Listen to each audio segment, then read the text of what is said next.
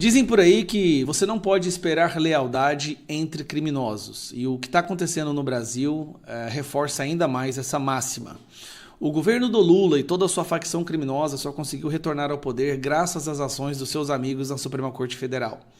A Suprema Corte Federal, inclusive, já verbalizou isso, né? Que Lula só chegou à presidência graças a eles. Bom, a Suprema Corte Federal está prestes a ser deixada de lado, ou pelo menos o mais briguento e aquele que mais desrespeita a Constituição, que foi usado como ponta de lança pelo Lula e pela esquerda brasileira durante os últimos 5 anos, está prestes a ser descartado. Por que eu estou te dizendo isso? Essas sanções que estão começando a vir dos Estados Unidos em direção ao Brasil têm um alvo específico no início, que é esse aqui.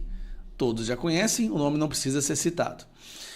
E recentemente eles abriram um inquérito contra Eduardo Bolsonaro devido ao início dessas sanções que estão sendo miradas no Brasil.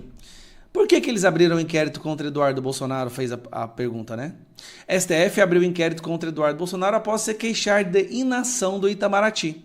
Qual é a revolta do Alexandre de Moraes e do STF? Eles fizeram tanto para colocar Lula na presidência, fizeram tanto para censurar a direita, para perseguir Bolsonaro, estão no meio de um julgamento para prender o maior líder político que o Brasil já viu, e a gratidão do Lula é simplesmente lavar as mãos e abandonar o pessoal que o tirou da cadeia. Não há lealdade entre criminosos. O governo vai abandonar eles, eu vou te falar por quê. Porque eles já perceberam a gravidade das sanções que estão vindo para o Alexandre de Moraes. Lembrando, tudo indica que o primeiro alvo é Alexandre de Moraes, na expectativa de uma reação. Porque se houver uma reação, aí os Estados Unidos abrem a porteira e vem com toda a artilharia. Efeito Alexandre, o governo teme que possível sanção a ministro atinja bancos brasileiros. Qual que é o medo? Tá? Porque eles estudaram, finalmente eles sentaram e estudaram essa lei Magnitsky. O que essa lei fala? Não é apenas os bens imóveis que o sancionado tiver nos Estados Unidos que serão bloqueados. Não é apenas as contas americanas. Os bancos de qualquer lugar do mundo que tiver essa pessoa como um correntista será também bloqueado de fazer transações internacionais com principalmente bancos americanos. Então é como se fosse assim. Vamos supor que o Banco do Brasil mantém a conta do Alexandre de Moraes. O Banco do Brasil vai ficar impossibilitado de fazer qualquer transação ou qualquer ligação, organização bancária com os Estados Unidos. Isso derruba o Banco do Brasil. Isso destrói qualquer banco. Caixa, Banco do Brasil, Itaú, Santander, não importa qual seja o banco. Se ele mantiver Alexandre de Moraes como um correntista, ele perde imediatamente a possibilidade, ele será bloqueado de fazer negócios com os Estados Unidos. Meu amigo, um banco que fica impossibilitado de fazer transação com os Estados Unidos é um banco que vai fechar suas portas. Só que aí qual que é o problema? O problema é que banco no Brasil que vai ter a coragem de bloquear as contas e fechar a conta do Alexandre de Moraes? Porque o banco que fizer isso sabe que vai estar fechando a conta de uma pessoa que tem o viés ditador. Então o banco que fizer isso, o Alexandre de Moraes vai dar uma ordem judicial para o banco reabrir a conta. E os coitados dos bancos vão ficar sem saber o que fazer. Ou mantém a conta do Alexandre de Moraes e não faz mais negócio com os Estados Unidos, ou fecha a conta do Alexandre de Moraes e o gerente, o diretor, os donos do banco vão ser presos e receber a Polícia Federal em suas casas. Bom, e tem mais ainda que eu vou deixar esse jornalista que fala. A área diplomática do governo desaconselhou integrantes do judiciário de viajarem aos Estados Unidos nos próximos meses.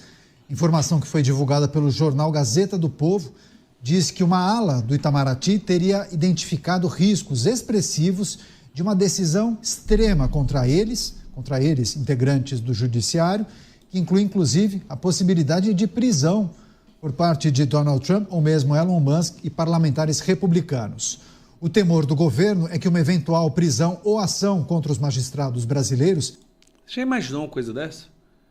Um ministro do Supremo Tribunal Brasileiro sendo preso ao pôr os pés nos Estados Unidos? Cause um grande impacto midiático e se torne um trunfo da oposição.